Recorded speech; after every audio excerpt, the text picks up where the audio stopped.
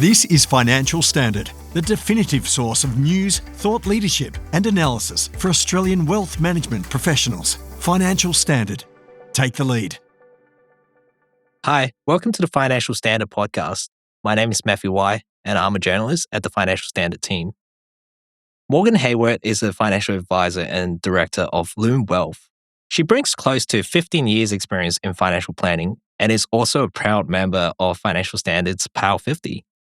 I'm really glad to have you here with us today, Morgan. Thank you for having me. Hi, everyone. Just before we learn more about you, can we learn about how did you become a financial advisor? Yeah, so it's quite a strange journey. I would say I was probably always destined to end up in financial planning in some way, shape, or form. Because growing up, I would say I was in one of those households, which is very common. My parents fought about money my entire life, and they always had that, inconsistency and kind of poor habits which flow through to children. And then obviously I was always a very high achiever at school. I went on to uni. I was going to do medicine. I did a Bachelor of Science, and I was going to go on and do some further studies. And once I finished my degree, my ex-husband at the time, he took me to a property seminar, one of those ones. But strangely, I was blown away by what the financial advisor had to say. The presentations, and they didn't give much away, but at that time I knew nothing about finances. And yeah, they were drawing on the whiteboard and they were explaining a lot of financial concepts. And I was like, oh my God, I need to do this. This is exactly what I'm destined to do with my life. And I had a complete change 180 of what I wanted to do with my life. I can tell that you love interacting with people, putting that human touch. How do you pride your method and the way of advice when, put into comparison with other financial advisors? Yeah, I think the first thing is that I would say I target a different demographic to a lot of my colleagues. I would say a lot of my colleagues that I speak to probably have a bit of an aged book. They do a lot of retirees. And this is really just formed by where I had worked in previous years. I spent most of my career in accounting firms advising business owners. So I have a lot of business owners in that growth stage. And then naturally with areas that I had fallen into over time, obviously I've been divorced, extremely passionate about that. I love changing the outcomes for that.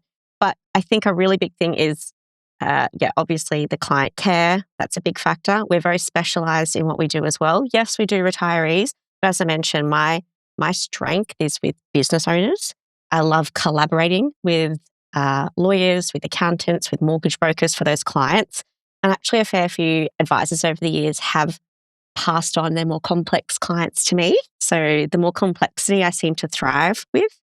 And also we work with clients going through major life changing events, major decisions. So often a divorce client, they can't really wait 8 weeks for a SOA. So I would say in comparison to other firms that I speak with, we have a very, very, very quick turnaround.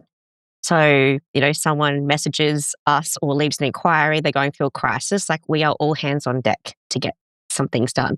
Sometimes we take on clients and they go, oh, we've got mediation on Friday. We need to have XYZ done. So yeah, I would say we pride ourselves in how we execute and our quick turnaround times. Where I would also say another big value add is my business partner, Pat, he has a business called Simply Kaizen, and he has that Kaizen methodology of always improving. So we don't like to settle. We always like to continually improve. Even this morning we're having discussions. Okay, why did that take 5 minutes? Why did that take 10 minutes? Can we systemize that? Can we make that 5 minutes 1 minute? And I think a lot of businesses are resistant to change, but I'll explain, we're always constantly pivoting and changing. And we've just got a great team. And I think great humans that love being at work. And I always say that if you look after your team, they'll look after your clients. I want to move on to talk about the recognition of Power 50. And what does that recognition mean to you?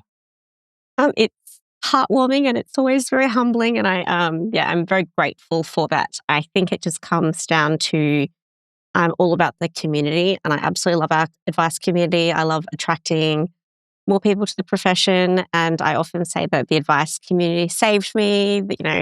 I joined originally the AFA back then, the AFA wrapped their arms around me and they made me a better advisor. Like building that community was just so important for me, which led to all of the work that I've done over the years.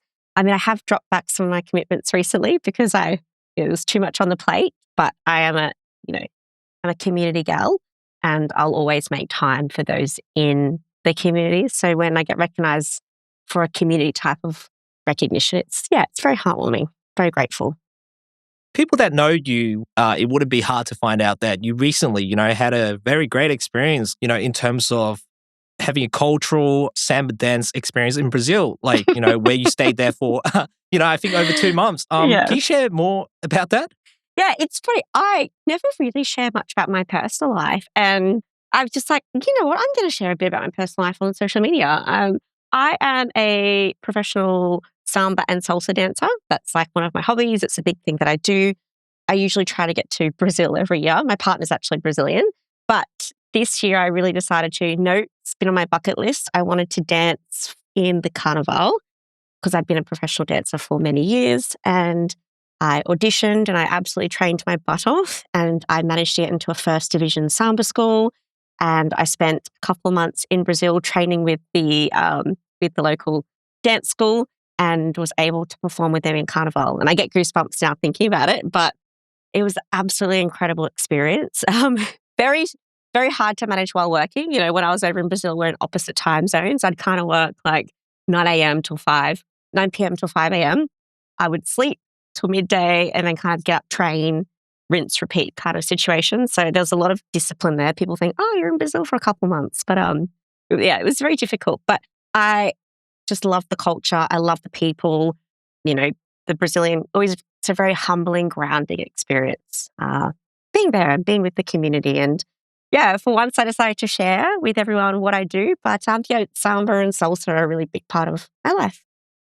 That's amazing. So, it'll be interesting to see is there a way that, you sort of incorporate that passion into how you provide advice and, if there's a correlation there at all? I would say there definitely is a correlation because when you do the samba parade, it is like sprinting for 90 minutes. So the actual parade goes for 90 minutes in extreme heat, mind you. Rio de Janeiro at that time of year is so violently hot. So you need to consistently train. And I would say it's like financial advice, right? We have a plan, but it requires discipline. It requires consistent small steps towards that goal. And it's like training you just can't rock up and expect to go hard out samba dancing for 90 minutes in Brazil. So small, consistent changes. And what I would also say is, I know a lot of advisors, that's our job. Our job is forward-looking, we're trying to tell clients penny pinch and look at this modeling and look at retirement. But Brazil teaches me to live in the moment because no one lives in the moment, in my view, more than Brazilians. They ground me. They bring me back to the present moment. And, when a client goes, oh, I want to go do this trip. This is on my bucket list. I'm always like, go do it, go achieve it. And then we go, how can we do both? So I think instead of just being forward-looking, I'm a mix because I also try to achieve all my goals. And I also am someone to tick off things that are on my bucket list. And I think also clients see me do that and I kind of live and breathe what I preach. It sounds like a really great experience. And I like that, the connection between the two activity. Concluding the podcast, I love to ask advisors about this because I know that advisors don't have a lot of time. But what are some other things that you like to do in your free time? Financial planning, it is such a mentally draining role that I feel if you don't have some kind of hobbies or some kind of escape, you're going to burn out. Because sometimes it's a huge mental load that we carry and it's mentally exhausting. Sometimes I say to my partner, I'd prefer almost like a physically labouring job sometimes because then you still have the headspace. But obviously I do dancing, do salsa and samba. I do that quite frequently. I often perform. And for me, in that moment, that's like my meditation. I cannot even possibly think about work because it's more about survival. Left arm here, right arm here. Am I dying? That type of thing. I also enjoy reading, spending time with my partner.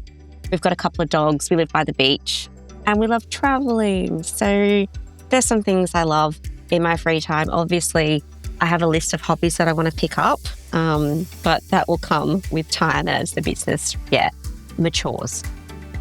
Well, those are all the questions I have for you today. Thank you so much for being here with us today. Thank you so much for having me. Thanks for listening to this Financial Standard podcast. For more information, visit financialstandard.com.au. Please keep in mind that the information discussed in this podcast is general in nature and does not consider personal circumstances. Reliance should not be placed on any content without further independent financial research and advice.